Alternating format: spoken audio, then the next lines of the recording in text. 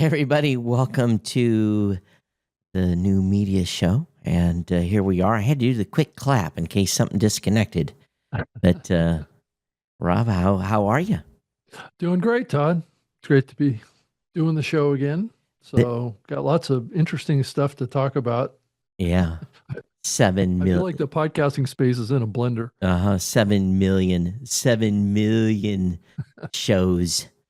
Yeah. Yeah, Spotify 7 million.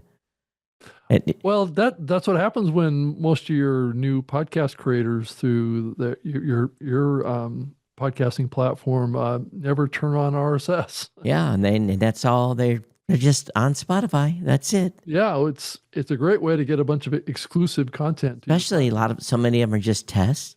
Yeah, Test. right. That's You true know, too. publish a real number, like how many of those 7 million have published a new episode, and then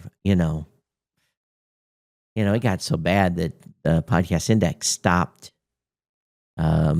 allowing new shows to be listed on their platform because it was bad. From Spotify specifically? Yeah, from Spotify specifically because the um making sure because the shows were just again like test shows and there was nothing to them, so they Well, set when a something's minimum number. free, there's no real commitment there Oh, when we to do offered anything with it, right? a free no credit card required free trial, we got 800 in a month. Yeah. And but guess what, we got the same number of actual conversions. And meanwhile, we're left with 800 shows, and about an eighth of them were scammers, and dealing with people that were uploading radio shows and publishing episodes and applying for programmatic, and it's just like, Yeah. it was bad. So much as we'd love to offer a free non-credit card required trial, it's just not possible. But they don't care. They just let them go. Well, And free is a great way to get higher numbers to sure, look good to investors, but yeah, it doesn't really translate into very much around, you know, alignment or commitment to the platform or being a solid content creator that can contribute content to the platform. Yeah. no. Anyway, so yeah, it's just lots and lots of dead shows, and but at the same time, there was an article that came out that talked about active shows and the number of new shows coming online, which is way down Hmm. this year compared to others. So I guess it is what it is. But Yeah. I think a lot of people are realizing that it's a real commitment to make a podcast, and then you equate that to expectations around everybody wants to make money from everything that they're doing with creating content these days. right. They may not be able to make money, but everybody wants to, and Mm-hmm. everybody is searching around to find whatever side hustle they can do to make a extra buck on the side. And a lot of people thought that that was possible through podcasting, and it is possible, but Mm-hmm. it's not a quick buck situation. Everybody's looking for a quick buck these Yeah. days. Yeah. So it's just a number to report to the stockholders. It doesn't mean anything. Right. And Spotify is by default turn off RSS feeds, so people get over there and they think they're podcasting. And it's just like YouTubers. I ask them, where is your? I can't find you on Apple Podcasts. And what's funny is we get tickets all the time. For some reason, people think we're Spotify support, even though they Google podcast support, and of course, Blueberry ranks real high on that ranking. And they come over and they send us a ticket saying, "Hey, how come I'm not on Apple Podcasts?" And we go to look, and they're not even hosting with us. They're hosted over at Spotify, and they can't even get an answer over there. So they Yeah, don't there's a even. lot of, yeah, I hear it too. There's a lot of confusion around, you know, uh, people will think that like Blueberry is a listening platform, right? Well, they don't And so much consider it anymore. It no, used to, no, I'm yeah, just saying, but I yeah. hear people think that the like Libsyn and Oh, yeah, Buzzsprout yeah. and all that stuff are actual listening Right. platforms.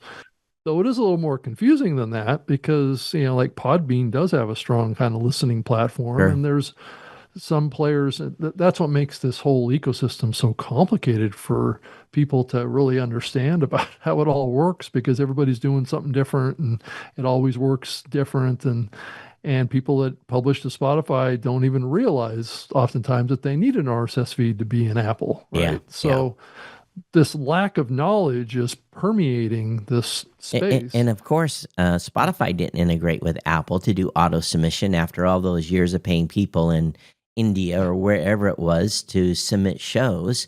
They have an automated way of doing it, and they haven't done that because we don't want Well, they don't want people to be they over on don't want Apple. people to be Right. on Apple, right?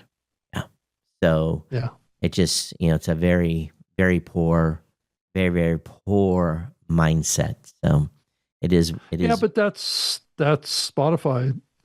Spotify's always had kind of a uh, break it and yeah, then maybe fix it later type of an approach to the market. and they're not But if you even. look at oh, Go ahead.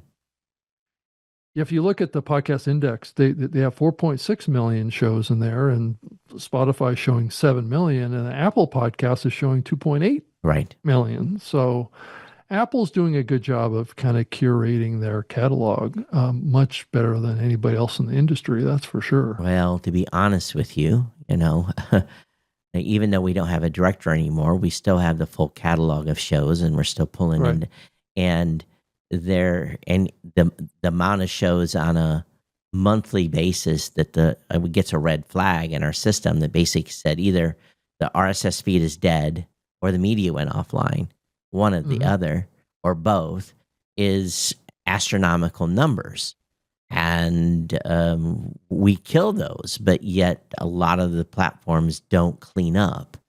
And Podcast Index included, I don't think they've been doing any cleanup per se of dead shows. And what I consider a dead show is no media, no RSS feed. That's a dead show.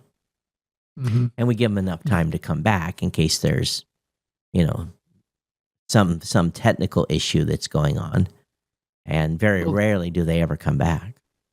though there are shows I think out there um, that have kind of like either an active RSS feed but no Yeah, episodes, that's true. or Yeah, episodes that are available off the server but no right. RSS feed. They So didn't clean up. yeah, Yeah, they didn't get cleaned up. right, Yeah, right. So it has to be one or the other gets excluded from yeah. the directory. And who, based on your own directory, Todd, which of these three has the closest to what you find as far as active, live RSS feeds? Is it Apple or is it Podcast Index? Probably Apple.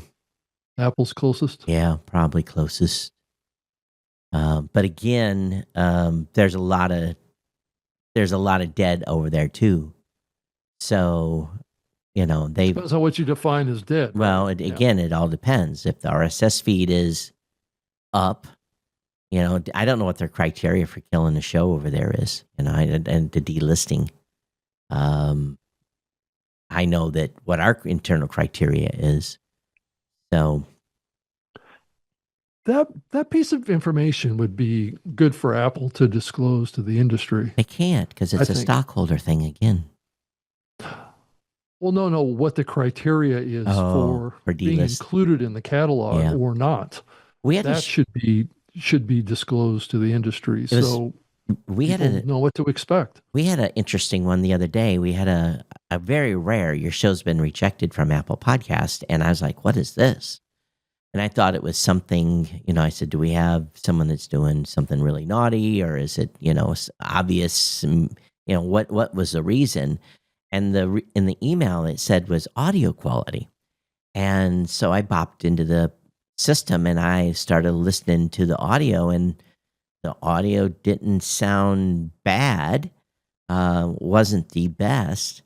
I was pretty surprised. So I don't know if they have an automated system over there that's looking at the audio. Maybe, Ted, if you're listening, I think the tech support team worked with the podcaster and maybe got it resolved, but maybe there was some media, because I just listened to the latest episode. I didn't listen to stuff that was down the stack.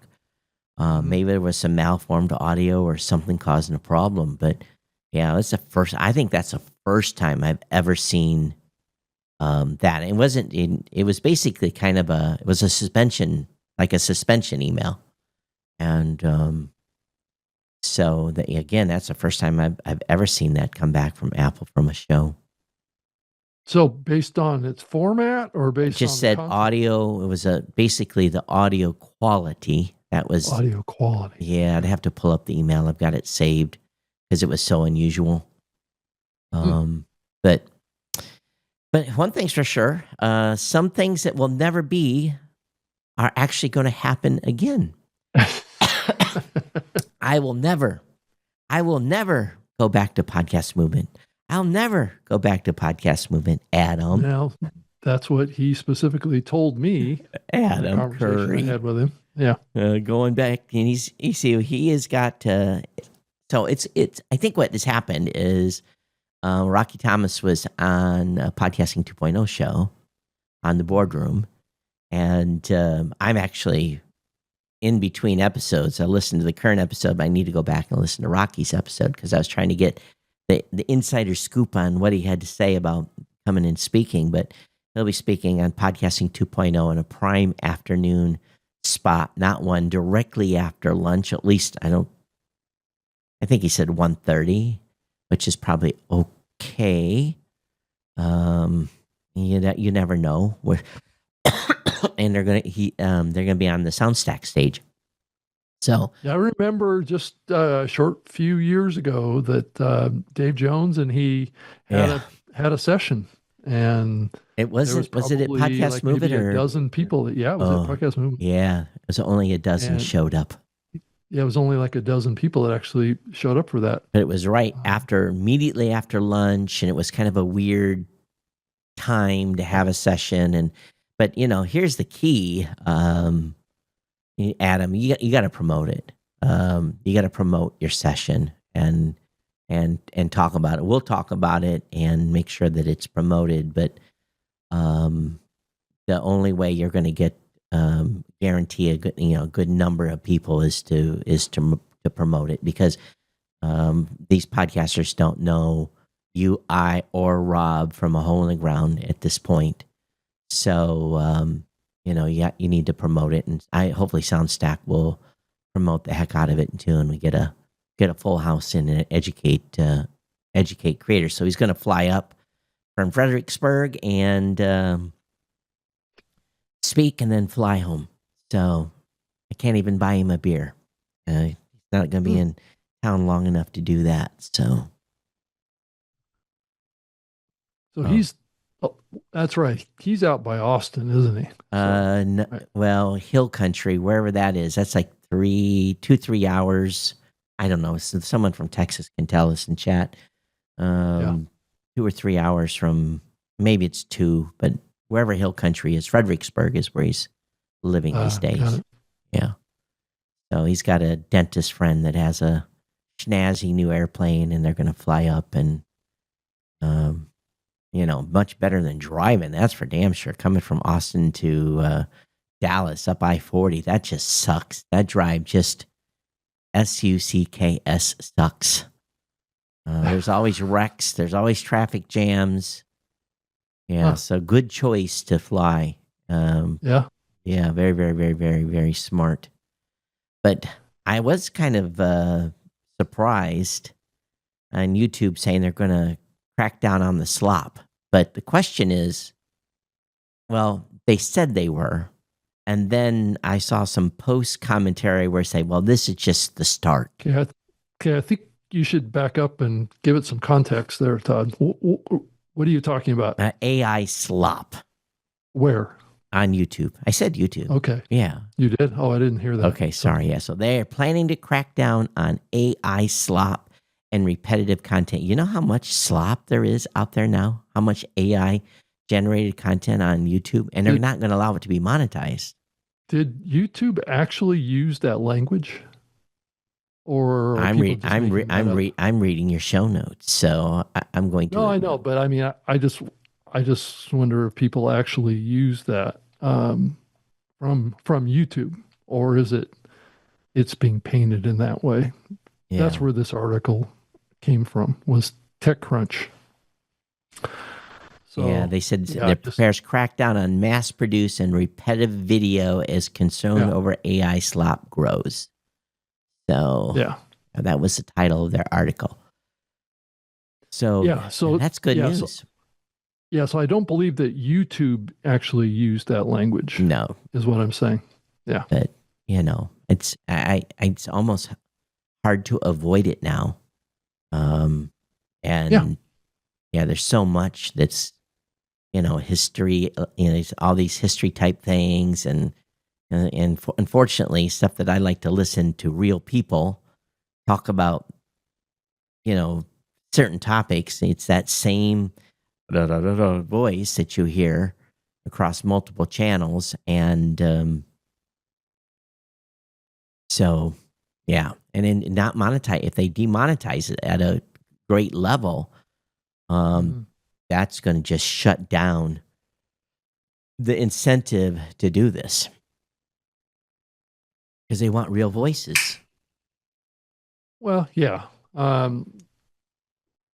And I think it specifically says content that's repetitive in a podcast style upload is what it is. It says that the concerns about AI impact on quality, content, originality, and audience trust. It's a potential bellwether for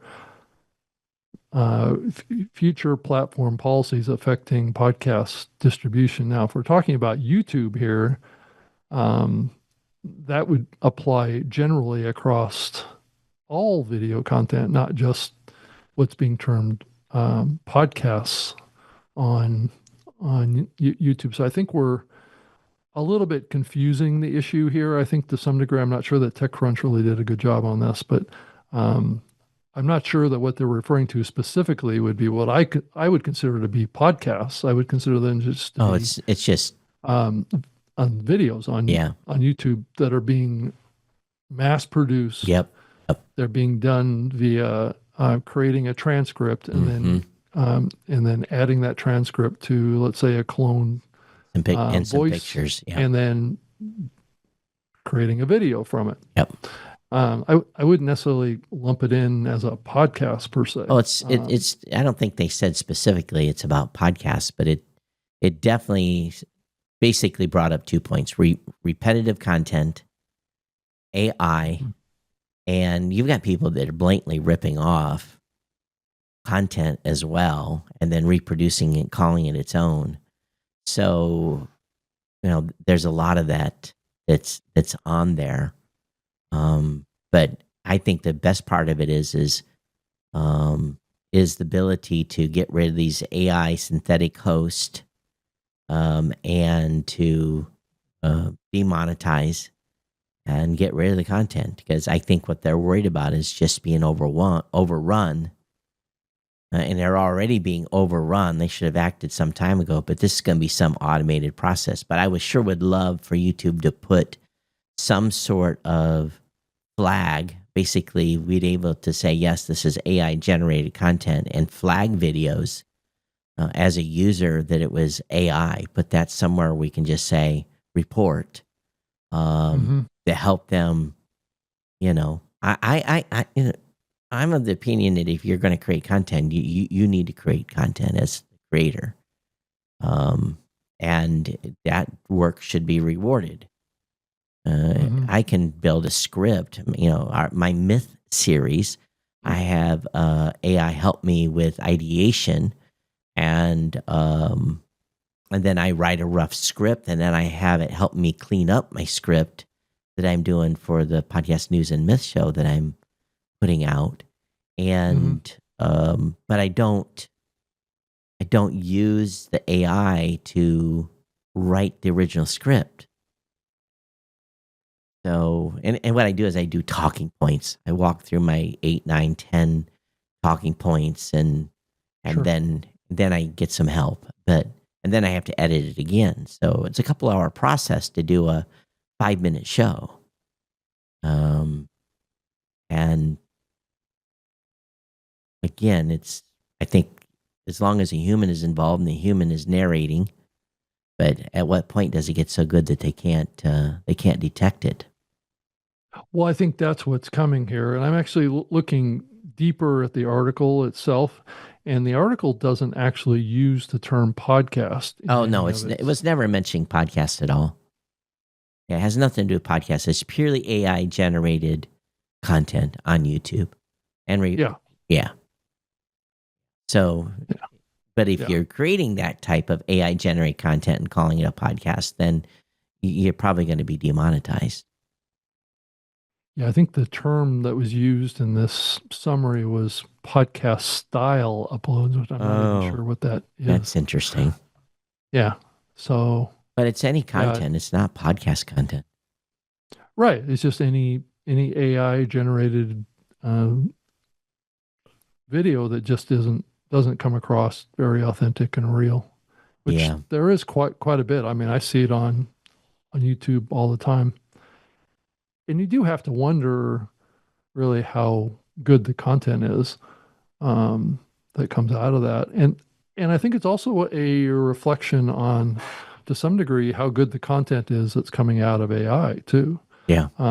Because there is a direct correlation between the content that comes out in these AI video pieces that is generated based on AI. If all of the script and the narration is AI created, then it's really the fault of the AI. It's not really a human problem. It's just that the AI is not very good yet. Yeah. So, yeah. Yeah, it's a complicated topic here, and this is something that we're going to have to wrestle with increasingly, especially as the AI actually starts to get better. I know that we saw the launch of Grok 4 here this past week. I don't know if you've had a chance to play around with it. I haven't, Todd, at all. No, but I heard it's pretty good.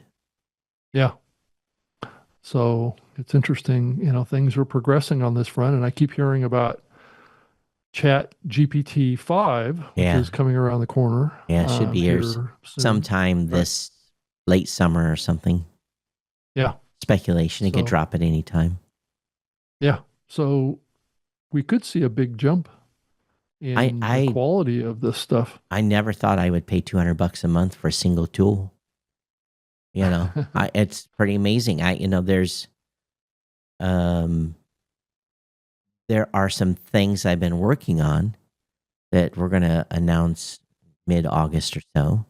And I had to do some deep research to determine, okay, is this the right move, and from an announcement standpoint, and how do I frame the messaging of what we're going to announce? And it's been very, very helpful, because it's, if you announce something, people can take things one or two ways and take it positive or negative. And so, you want to make people understand, here's the reason. And it's like a sentiment analysis. Yeah. Right? Yeah. So, and it's been helpful for me, because it gave me some ideas on which I probably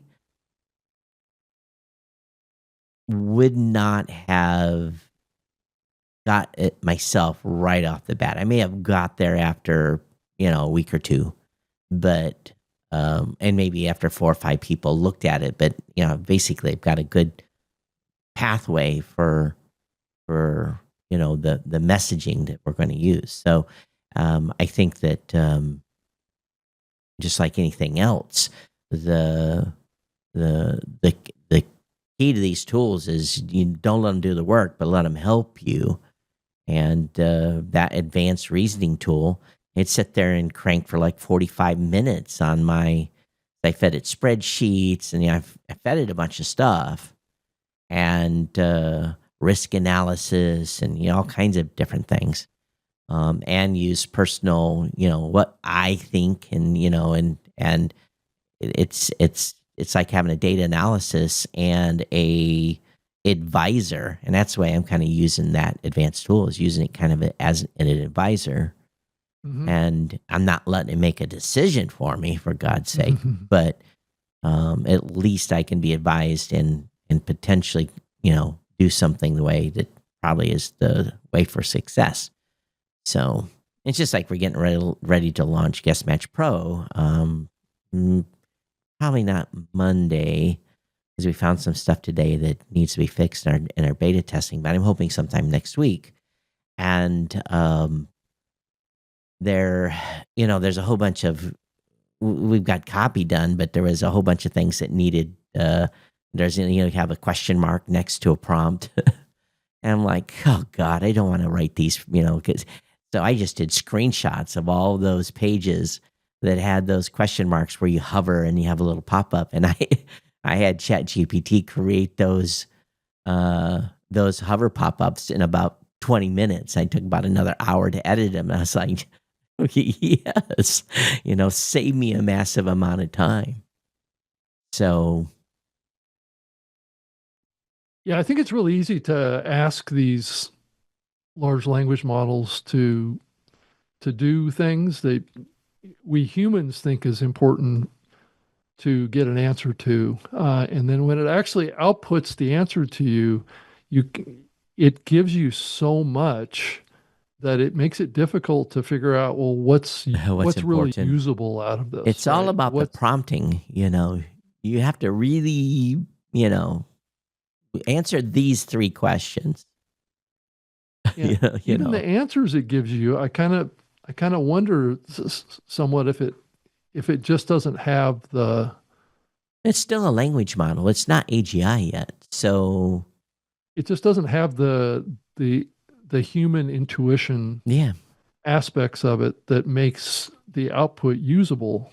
The danger is thinking it does, and then using those outputs, and you have to be very, very careful. I think it goes back to what the Google lady said a couple of years ago, that there's going to be, the super creative people that are doing great prompts, and then there's going to be the quality assurance folks and those that have had knowledge and experience, and then everything else in the middle is the thunking is what's going to be affected the most. And I kind of see that already, is that the inputs are super important, and then the analysis of the outputs and making sure that what it's giving you is correct, and actually doing the math, going back and make sure you've done the math on a spreadsheet, and not, let it create pie charts and stuff for you without making sure it got the formulas right. Yeah, I had to create some spreadsheets here recently, and it told me that it gave me all these a list of 50 different detailed items and different columns and stuff like that. And I exported the spreadsheet and I pulled it into Excel, and all of the columns and all the rows were filled with generic information. So, I just think that we're still at a stage where this stuff just isn't as good as it's being spun up to be. And I do wonder if we're still a ways out from this stuff really being usable at a level, or is the really good AI being reserved for those that are paying the big high prices? So, by the way, I got to ask you something, because I've been looking through my email and I can't find it. Did you send me an email, something to do with the Podcast Hall of Fame, a couple of weeks ago? I don't think so. Here, I'm probably soon going to do it, but I haven't done it yet. Because I thought I saw an email come in, and I said, I have to look at that later, and maybe it was for some other awards. I think you and I were both interviewed by Carmen. Did you get interviewed by Carmen talking about the Hall of Fame? And yeah, I did too. He come in, he wanted to talk to me about the podcast awards. So yeah, that's probably what it was. Maybe that was the kicker, but it seems like it was before that. So I'm glad I didn't miss something. Yeah, I saw this. It was in Pod News. Indie film follows Ronald Young Jr.'s hunt for a breakout podcast with cameos from Adam Curry, Ira Glass, Kara Swisher, and Mark Maron, mainstreaming podcast culture on screen. So this is some sort of, it's going to be premiered at the Oak. It's a documentary called Age of Audio. Yeah, and it's Right. going to be premiered at the Oak Cliff Film Festival, wherever that is. So I Yeah, I don't know subscribe what to it their is. YouTube channel, so I look forward to watching what they've done Yeah, I there. watched the trailer for Yeah, it, it's pretty good. and it's like, there's been like 3 or 4 documentaries like this made over the years. Very similar, Todd. Yeah, and it was kind of curious because they highlighted the Ambies Awards, and Mhm. speaking of which, I've not even heard anything from the Ambies. Is the podcast, that organization still working? Yeah. Mhm. Okay, they've been very quiet, Well, yeah. very Or very or quiet. they're talking to a different community than Definitely you're not. participating in, Yeah, Todd. definitely not me. That's for sure. What's this thing that you've got here talking about? Podcasts are making us miserable. There's well, I think you jumped to the would you jump to the bottom or something? Or here, let me No, I see what this switched. I is. switched pages because we're working off 2 pages today. Right. Yeah. So, yeah. Um, hmm. The piece critiques the pervasive nature of podcast in modern life, arguing that endless podcast Oh, yeah, consumption here it is. Yeah. feeds anxiety. Only if you're listening at 1.52 or 2.5 speeds should it feed anxiety, loneliness, and performative culture of always optimizing. It questions the mental health effects of podcasting as a medium of relentless content churn. Yeah. Well, we're dealing with that every day. They continue. Yeah, I think it's just part of the what the media culture now, right? It's, Yeah. is a lot of anxiety, this loneliness, this performative culture, right?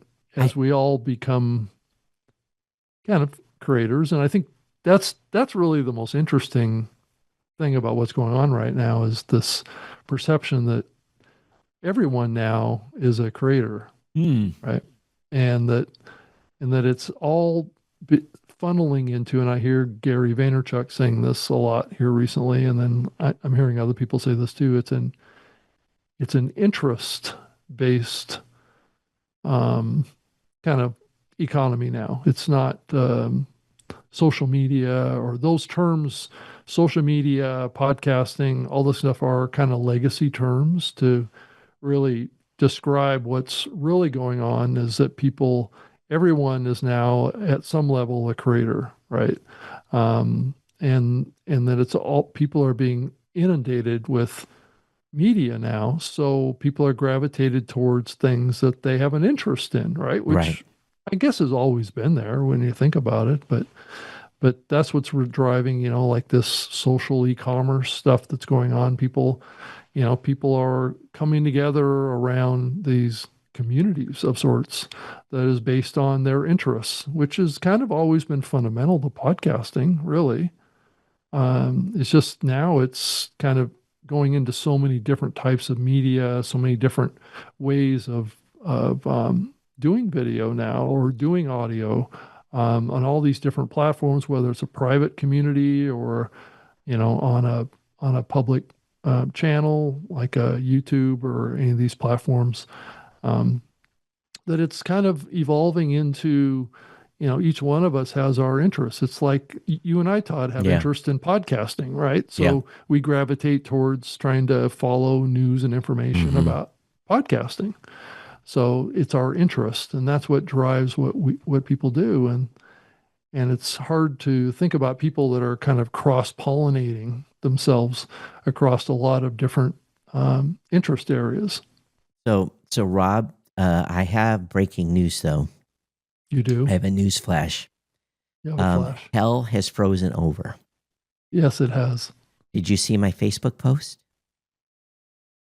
Oh, yes, about you're going to get fiber to your Yeah, place. it has. Yeah, So that. Yeah. my mom sent me a picture of orange spray marks on the Yeah, yard. spray markers, right? Yeah, I And saw that the picture. reason I knew what that was is about a month ago, I was driving about 5 miles from my house, and they were doing something alongside the road, and Chris, it's a country road, so I stopped and I said, "What are you guys doing?"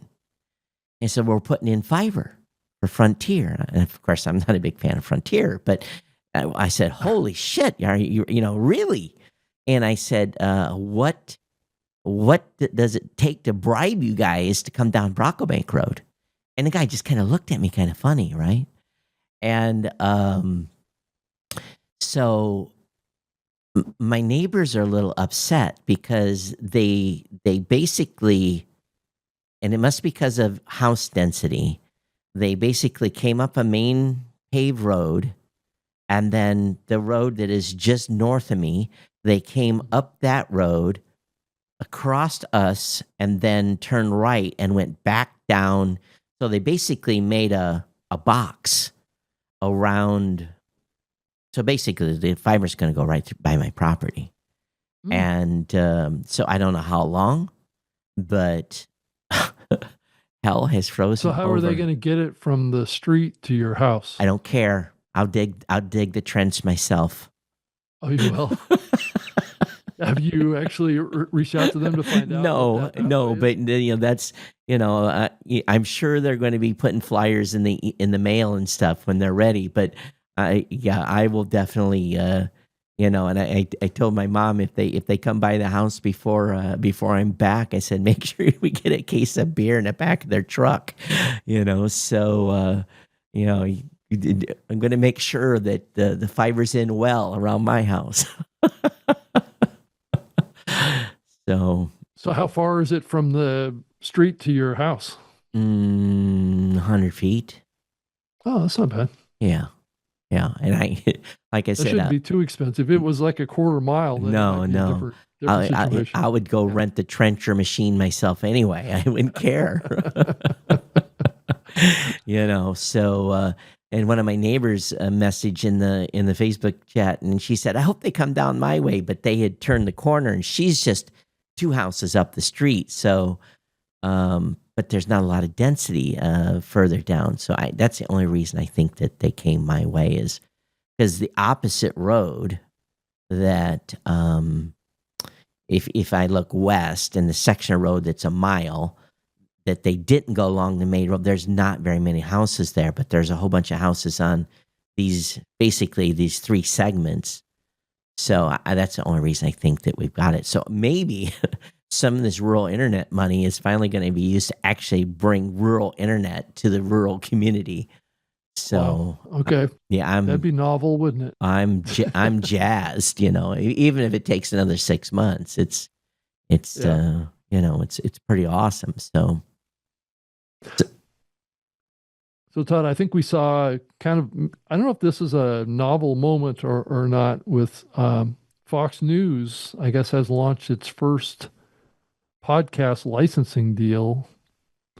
Yeah, did you see this? So it's for the conservative-leaning show Ruthless. Ruthless, right. I had no idea. I've never heard of that show. Yeah, I hadn't either, but it's interesting that they maybe did a licensing deal. But are they a YouTube channel? Show on their channel. Yeah. Are they a YouTube channel, or because they have that Fox Nation thing? So I wonder if it's going to be in Fox Nation and not on Fox. Yeah, they don't specify. They didn't specify who is. Of course, CNN has been doing some revamping of their podcast too. I heard a little whimsical about that.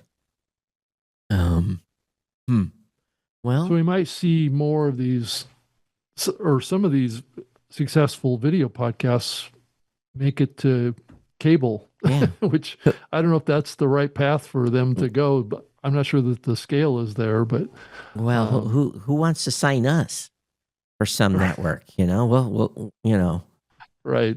Yeah, yeah. What do we have to put together? The Podcast News Network, PNN, or something like that. Right. Yes. So I guess, it's part of a bigger trend, around, social media or interest media is what it's been called now. And these video platforms are becoming I've never considered to heard be that word, primary news interest sources media. now, Who are you hanging out right? with? Interest media, huh? That's what is that what Yeah. the, is that what Yeah. the next the younger generation is called? It's interest media, or is that some executive come up with a new slang word? Well, I think the person that's pushing that out there now is Gary Vaynerchuk. Oh, okay. So Gary V is so over the top half the times. I haven't listened to any of his stuff in 5 years. yeah. So it seems like he's always yelling. So Well, I mean, he's a very bombastic yeah, personality, but he does have a history of being right yeah, he uh, does. about these social platforms and the direction of where things are going. And he's also really, really hot on this, kind of social e-commerce kind of stuff, like the Whatnot platform and things like that. He's selling things. It's this whole thing around everybody has to have a business now. Oh Everybody yeah. has to start a You company. have to Everybody have you has have to to have a sell side you something. have to have a side hustle. Yeah. So that's the culture that this up and coming generation has, is that they're being put in a box, right? That they can't afford things, so that they have to make their whole life about scrambling to make money in any way they can. So, Well, a certain part of the population doesn't want to work. well, That's yeah, a or they piece of just it don't want too. to work at certain things, right? Yeah, yeah. Yeah. So I don't know. I'm pretty pleased so far. My son has been interning with us, and so I've tried to keep my nose out of everything that's going on because I don't want to influence things. But I asked the dev team last week, "How's he doing?" you know, is I know my kid's smart, but you just want to kind of know. Tell me the truth. And yeah, he's holding his own, so I'm pretty proud of him. So maybe there's a future Cochrane destined for raw voice. That'd be kind of interesting. Well, it's got to be someone that eventually replaces you, Todd. Yeah, someone does at some point. Yeah, someone has to come in. Well, we He, have to think about that at some point. Is it, who's who's gonna take over the mantle of doing the new media show? I guess yeah, nobody, yeah. probably. He did send me a note. He said, "Damn, you know a lot." It's just been around a long time. Yeah, Yeah. that's exactly it. Just hang out there, youngster, and just absorb the knowledge. Yeah. Right. Well, Todd, I don't know if you've noticed the world that we're in now is there just seems, I don't know if you get this impression too in your own kind of mobile phone of just there's always just a constant um, bombardment of what I consider kind of like scams, right? Oh, There's always somebody after you for something, I right? almost got caught by one last week. Mm-hmm. Yeah. I'm a big Toomey fan, and I can never have afforded their suitcases because they're $1,000. Who's going to Right, pay $1,000 for a suitcase? I can't afford that. And right. I got this, saw this thing in Facebook. It said, Toomey something year sale, as much as 80% off. I'm like, holy shit.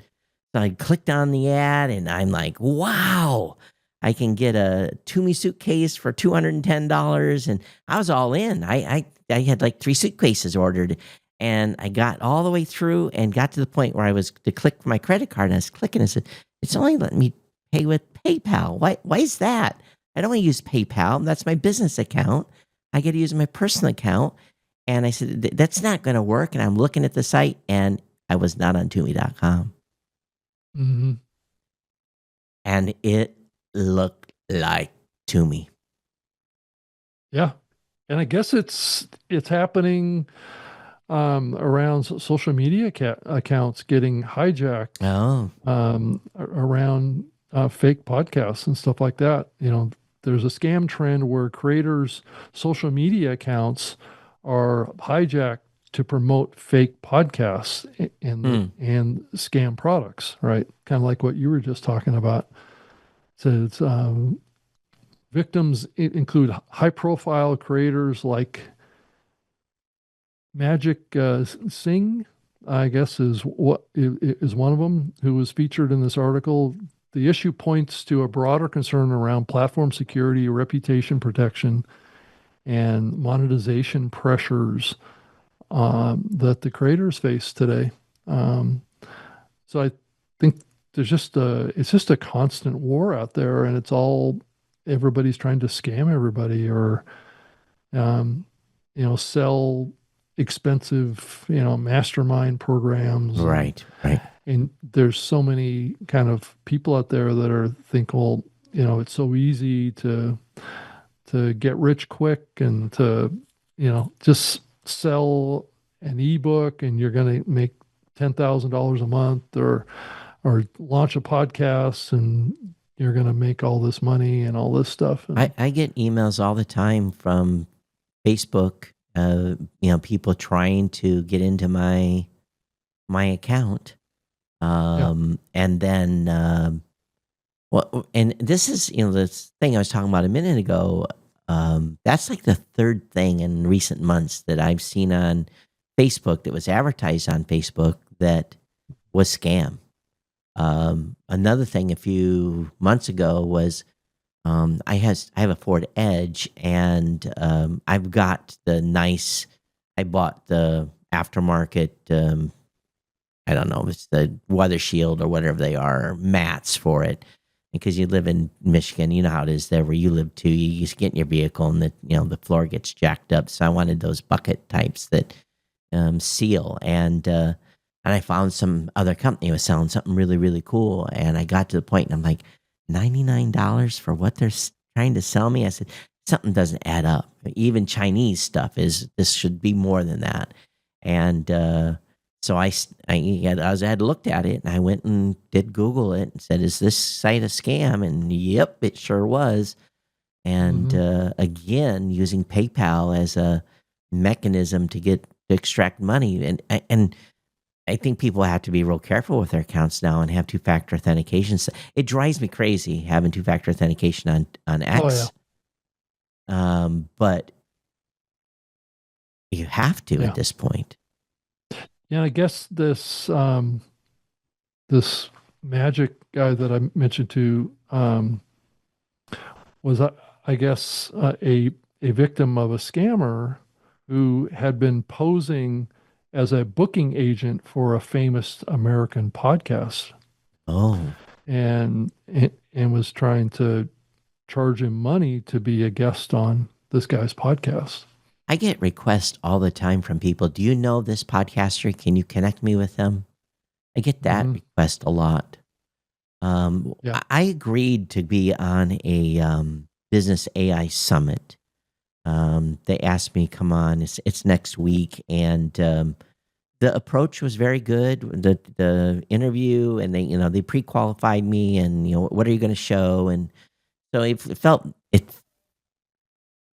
and it is legitimate, but their marketing tactics that I've seen that they've used as part of their upsell, it bothers me a little bit. hmm So everything is leading to some sort of upsell, and Yeah. so I guess that's the way things are now. Um, so yeah, I think I'm going to be just a little more cognizant of who I'm agreeing to speak for or speak with. Um, Yeah, and I think there's a lot of danger areas here that people don't immediately think of because a lot of these things that are being perpetrated now are things that just didn't happen in the past. yeah, People didn't try and scam on every little type of business opportunity yeah, and deal and even employment type yeah, stuff too, right? Work stuff can be scams too. yeah. And a lot of big employers will, I've been hearing more about this here lately that um, some employers will just run fake employment ads Hmm. um, just to make it look like that they're a growing, business. It's just another PR effort on the part. The roles that they advertise never get filled, and they just keep running them over and over again, and it generates all this interest, and people think that they're a growing company, that they're looking for, so they're getting thousands of people Yeah. applying for jobs, but the company never hires anybody. So you kind of have, different levels of scams that are going on out there, and you have to. To me, it just comes across as, our society and our business culture has become desperate, right? And people are willing to throw ethics out the window. Well, that's what happened in China. Yeah. It they had a transition at some point. I think, you can go and look at history, but the business ethics really went completely sideways. And that's where IP of the United States companies started being stolen, just outright stolen. And it Yeah. continues today. Yeah, it does. People Yeah. get mad when I say these kinds of things, but I've seen, having gone to events like CES and so forth, and I told people that have new gear there, have a a drape or something that you can put over your booth when these 4 or 5 individuals come in with a camera, notebook, and tape measure, and don't let them touch your device. If they're going to copy it sooner or later, just don't give them 6 months head start, especially if you're in prototype mode. Yeah, and I've been increasingly, this is another use for AI that I found that can be pretty effective, is that if you get a pitch, or you get some sort of a solicitation, or you get some sort of a offer that looks interesting, then just take that, whatever it is, and run it through the latest AI platform, and just ask it, does this look legitimate? Does it look like it's real? And just do a layer of vetting like this, because oftentimes the AI models will have seen patterns out there that can give you a clue that this may not be legitimate. The amount of email, that just scares me to death. I just, I talk about it almost every week with the team. We had a support ticket come in, and Dave asked me, "Hey, are we expecting a DocuSign from some name?" I'm like, "No, we're not. And for God's sake, don't click on that link." Yeah. So I've been, always look at the source of the email that you're getting. So if it's claiming to be from a legitimate company, and the visual, but that's not always the case now. They're spoofing that stuff left and right. You just got to be careful. It's what it is they catch you at It's called a phishing attack. Yeah, and they catch you at a weak moment. You click on something and you're done. Your accounts are compromised. Right. Some sort of tracking software being put on. People don't believe it, but on all my Macs, I run antivirus and malware, and everyone says why. Well, the amount of stuff that it catches, especially websites. Don't go to this website. It'll pause from loading a website. So, yeah, I think it's because we're going to get tricked at some point into clicking onto something. Right. It's gonna be hard to decipher what's real and what's not real. I mean, what's real for you to give credibility to, and what to ignore. It's going to be harder and harder to tell. Yeah, for sure. Especially with AI. So protect your assets, ladies and gentlemen. 2-factor authentication, even though it's annoying. It's gotten to the point now, like every service that has it's tokens, RSA tokens, that type of stuff. I got 3 apps now that are running token, because every company uses a little bit different token, and I got 3 different authenticator apps now. And you always worry about, okay, I'm going to change phones, and is this stuff going to transfer? And which I'm not at this time, but that's the thing that always worries me when I move to a new phone. But what is everybody hearing out there? what's going on? It's summer. It's a little quiet. Minimal news going on in the space. What is everyone else in podcast land hearing these days? We'd love to hear from you. Yeah, is there any buzz that you're hearing about podcast movement or any kind of exciting stuff going on with that? I have the Podcast Standards Project reached out to Dan for a meeting room, and Dan made one available. So we're actually going to have a meeting room at Podcast Movement. I offered up to, bring in some catering, water, coffee, or whatever that could be in the room. And of course, anytime you talk catering in an event like that, it's, that's $1,000, no matter what you do. And I was looking at the maps of meeting rooms, and there's a lot of openings for meeting rooms. So it doesn't appear to me that they've sold out their meeting rooms for this event. Libsyn, Triton, Soundstack, not Soundstack, Sounds Profitable, have a segment of them. See if I can, in my Slack channel, I can't show a screenshot of it, but see here, event planning.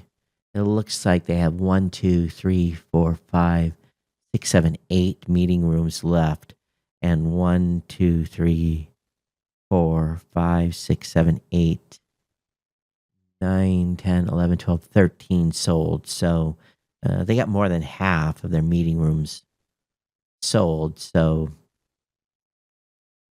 and I am appreciative, Dan, they gave the PSP a good rate. So I think the companies are splitting the cost for the meeting room. So we'll have a place to bring people in if we want to talk.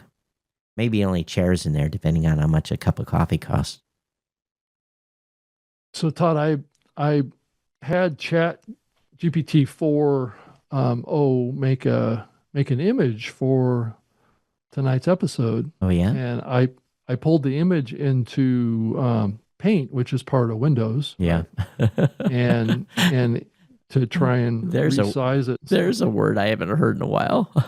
Well, and yeah, they've added Copilot to Paint. Oh, So there's a lot of advanced capability in just the basic image editor that they had on Windows for many years. So there's ability for AI can generate images inside of that application now. So they've even Notepad has AI capabilities now. So that's funny. It is. But what I wanted to mention was I pulled the thumbnail that I generated from Chat GPT into Paint on Windows, and it flagged the image. It said saved with content credentials. Oh, content credentials metadata discloses that the work was created with generative AI. Oh, so it actually is embedding in the metadata of the image. So when you upload it to YouTube, it's actually sharing that potentially with the publishing platform. So it's another form of labeling that we're starting to see these bigger media or these bigger companies, bigger tech companies start to enable that in the metadata. That's one thing that Sora will not do. Not Sora, the Chat GPT version of the image creator. They will not create a 1920 by 1080 image. It's some weird. It won't do a true 16 by 9. So that you can just resize it up. You have to do some finagling with it. It annoys me to no That's what I had to do with this one out of Chat GPT was I had to resize it to the 1920 by 1080 size. Yeah. And I think it does that on purpose, to be honest with you. It doesn't create a perfect 16 by 9 image. So I don't know why they do that. But anyway, we're top of the hour here. We got through it. I have a little editing to do on today's show. So if you've we had a rough start, didn't we? It sucks, but it's okay. I'll get it chopped up, and everyone that's listening to this later will just have heard the where I chopped it. So hopefully I can make it so it doesn't sound too bad. Yeah, because I got a master recording here. So I think that's it. Todd at blueberry.com, at Geek News on X, at Geek News, at geeknews.chat on Mastodon. Yeah, I'm on X as well, at Rob Greenlee, on YouTube at Rob Greenlee, at all the social or interest media platforms now. LinkedIn, Facebook, all the go-to platforms now. So you can find me there, or at robgreenlee.com too. So Everyone, thanks for being here. We'll be back again 8 p.m. Eastern time is our kickoff time. And believe it or not, Rob, I've been up for like 17 hours. So I'm going to bed immediately after this. Yeah, I worked straight through today. crazy lifestyle. Yeah, it is. But that's the price you pay for, in my opinion, living where I am currently living right now and still working. So, right. Yeah, that's true. Yeah. All right, everyone. Thanks. We'll see you back here next Wednesday. Take care. Bye-bye. All right. Bye.